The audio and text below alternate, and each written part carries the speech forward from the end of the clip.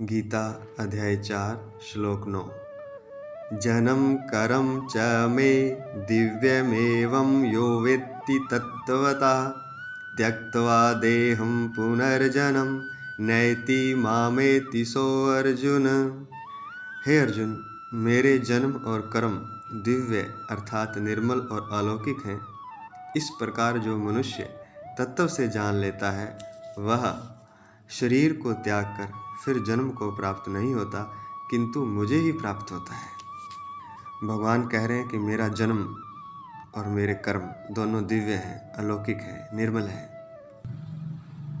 जो इन बातों को तत्व से जान लेता है, वो जो जान लेता है कि भगवान का जन्म नहीं होता, वो स्वयं को प्रकट करते हैं और उनके कर्म भी दिव्य होते हैं, अलौकिक होते हैं, ऐसा जो तत्व से जान लेता है,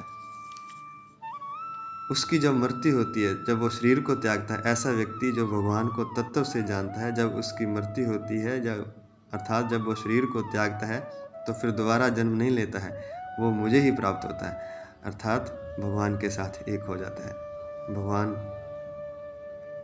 में ही लीन हो जाता है। अब यह भगवान को तत्व से जानना क्या है, इसकी थोड़ी व्याख्या लेते हैं। भगवान सर्वशक्तिमान सच्चिदानंद घन कहलाए जाते हैं, अर्थात सबसे बड़ी शक्ति भगवान में है, सर्वशक्तिमान है, सारे शक्तियों के वो स्रोत हैं और सच्चिदानंद घन बोला जाता है उनको। सत्य, चित्त और आनंद और घन, इन 4 शब्दों से मिलकर बना है ये। परमात्मा सत्य है, बाकी सब झूठ है।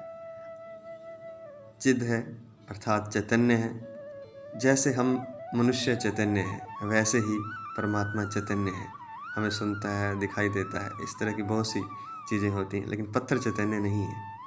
कुछ अंश तक कहा जाता है कि वे भी चैतन्य है, लेकिन जिस तरह हम चैतन्य हैं उस तरह वो चैतन्य नहीं है।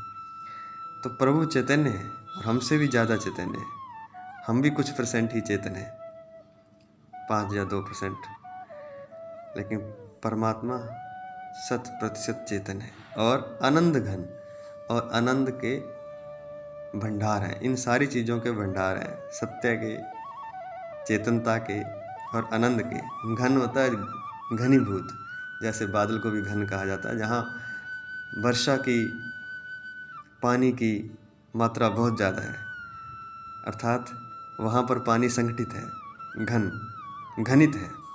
तो परमात्मा एक तो सर्वशक्तिमान है और एक सत्य, चेतनता और आनंद का घन है, भंडार है कह सकते हैं। और क्या है परमात्मा?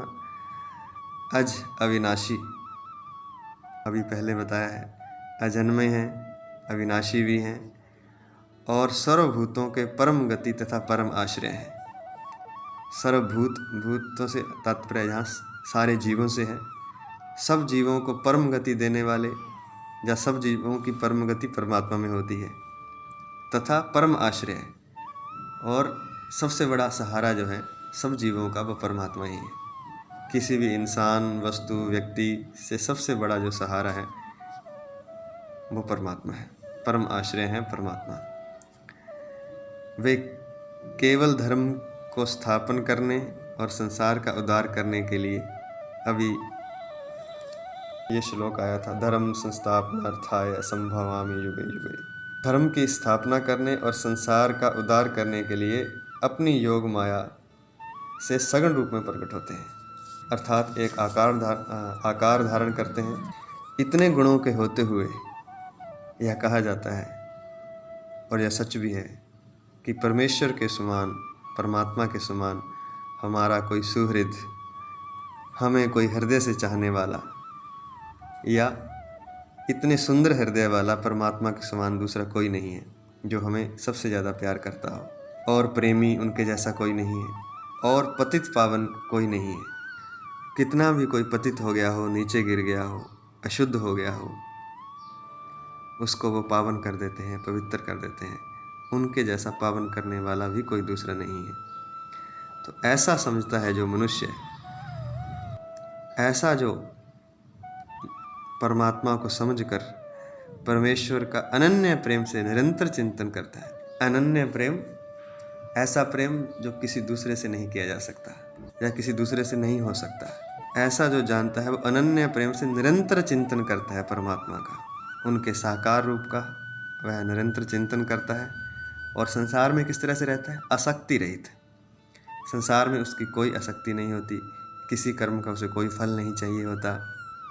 ऐसा मनुष्य जो होता है वही परमात्मा को तत्व से जानता है। और जो तत्व से जानता है, जब वो शरीर त्याग करता है तो फिर वापस वो दोबारा शरीर में नहीं आता है। वह मोक्ष को, मुक्ति को प्राप्त हो जाता है, आनंद को प्राप्त हो जाता है। और यहाँ लिखा है कि वह मुझे ही प्राप्त होता है। मुझे का अर्थ भी यहाँ यही है कि आनंद को प्राप्त हो जाता है, क्योंकि परमात्मा सच्चिदानंद घन सतचित आनंद है, अर्थात वह सत्य चित और आनंद को प्राप्त हो जाता है।